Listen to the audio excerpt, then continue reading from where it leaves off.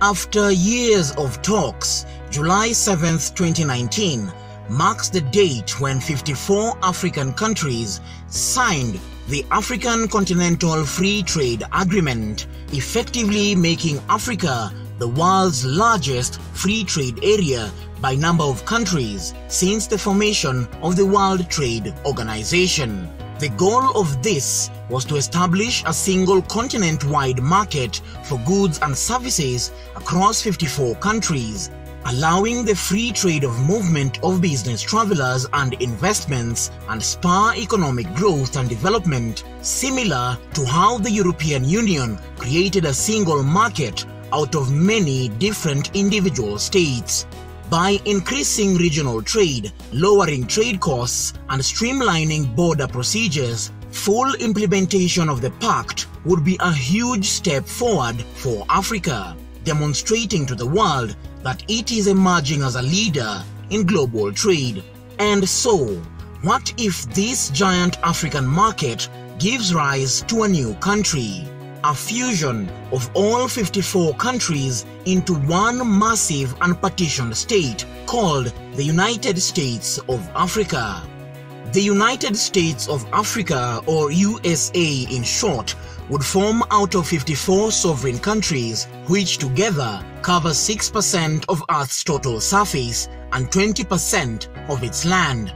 As a single country, the United States of Africa would cover a gargantuan area of 30 million square kilometers, definitively making it by far the biggest country in the world, 3 times the size of Canada, the US, and China, and 70% of all of Asia.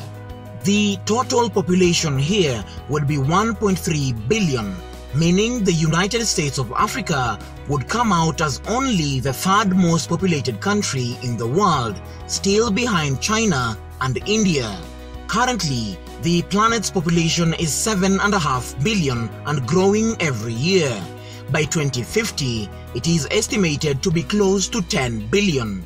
This population boom will be dominated by the United States of Africa, which would be the youngest country on Earth, with a median age of about 19.7 years. In other words, if you lined up everyone in the United States of Africa by age, the people in the middle would only be 19 years, a whole decade younger than the global average of 30.4 years. As a point of comparison, that is much younger than Germany's 47.1 years or Japan's 47.3 years. Official UN estimates put Africa's population at a massive 4.4 billion people by the end of the century. Staying on population, the most populated city within the United States of Africa would be a mega city called Lagos, currently located in Nigeria, which is the biggest city in all of Africa with a population of over 20 million people. For some comparison, Tokyo, the largest sprawling megacity in the world, has over 37 million, and New York, the largest city in the United States, has a smaller population of just barely 19 million. The best European comparison would be to say bigger than Istanbul, Turkey, and way bigger than London.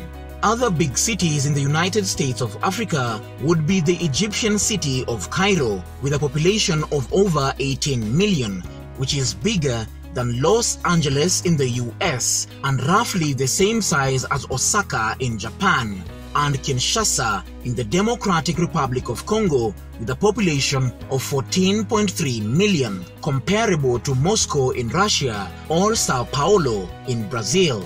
Despite their size and population booms, none of these countries would be the proposed capital of the United States of Africa.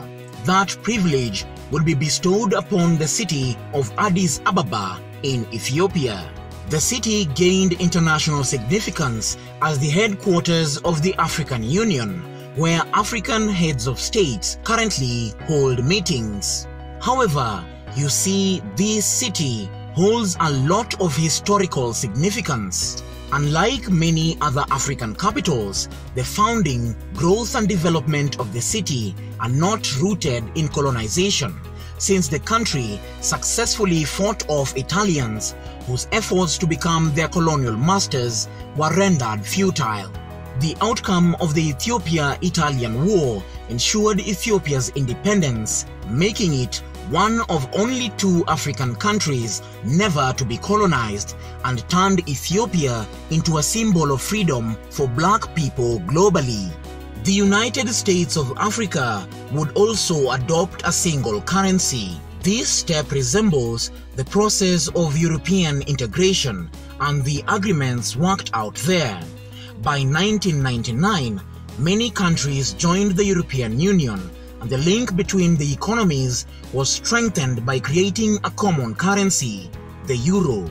Similarly, Africa's single currency would facilitate trade, lower transaction costs, and facilitate payments for a combined economy with a gross domestic product of 2.5 trillion US dollars. This would make it only the 7th largest economy in the world, barely beating out Brazil's economy, but remain behind those of France, United Kingdom, India, and Germany.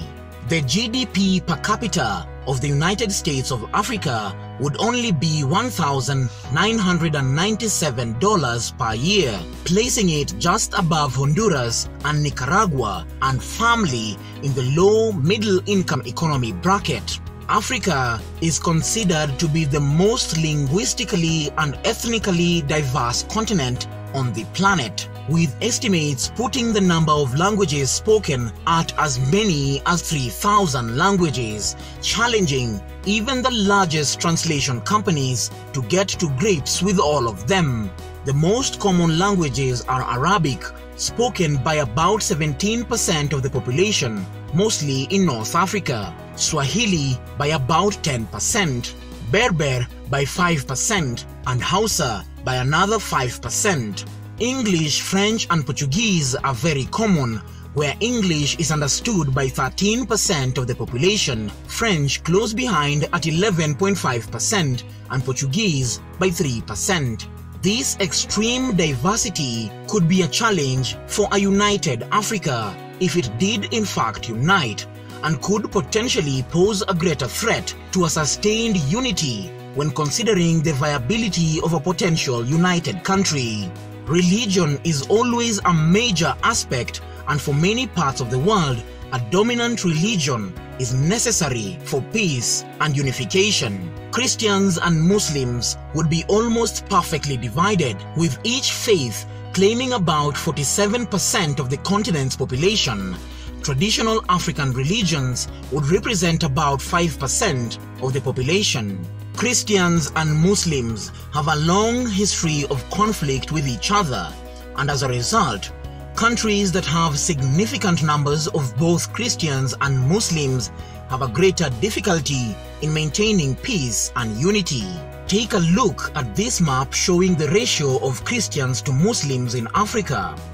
Muslims dominate the north, while Christians dominate sub-Saharan Africa. Conflicts that have a religious dimension are becoming more common worldwide, and Africa is no exception. However, religion is only one aspect of these conflicts. They can also be ethnic conflicts or conflicts over power or resources. There is no conflict based purely on religion. Basically, one must distinguish between 2 types of religious conflicts. In interreligious conflicts, the conflict parties differ in the religious groups. These can overlap with ethnic identities, and it is clear that heterogeneous societies are more vulnerable to triggering conflicts along these lines. This is different from theological conflicts, which are mostly about religious ideas. For example, radical Muslim groups demand the introduction of strict Sharia law in their areas of influence. Extreme religious and ethnic diversity would pose a challenge in creating a unified Africa where peace could be achieved. At first, it may not seem so, but climate and geography would also play a major role in a unified Africa. If you look at every map, Africa is taller than it is wide, something which has created small but diverse climate zones, creating different cultures throughout the continent. Go to areas where a desert climate prevails, for instance the Sahara Desert, and you will find less of a cultural tendency towards establishing permanent homesteads, farming the land, and accumulating lots of possessions. Here, the climate does not support that sort of fixed location culture, and you may find a more nomadic lifestyle prevailing. The same climate type means a similar culture can develop and would be a path of most resistance to have people from different cultures get along and coexist with a stronger identity. There is so much more that goes into uniting people to form a country, and we'll just have to wait and see if implementation of the African Continental Free Trade Agreement will make the United States of Africa a reality. I hope you enjoyed watching this video. Please subscribe if you did, and give me a like if you want to see more videos like this. I'll see you in 1 week with another Reason Africa video. Thank you so much for watching. I'll see you next time.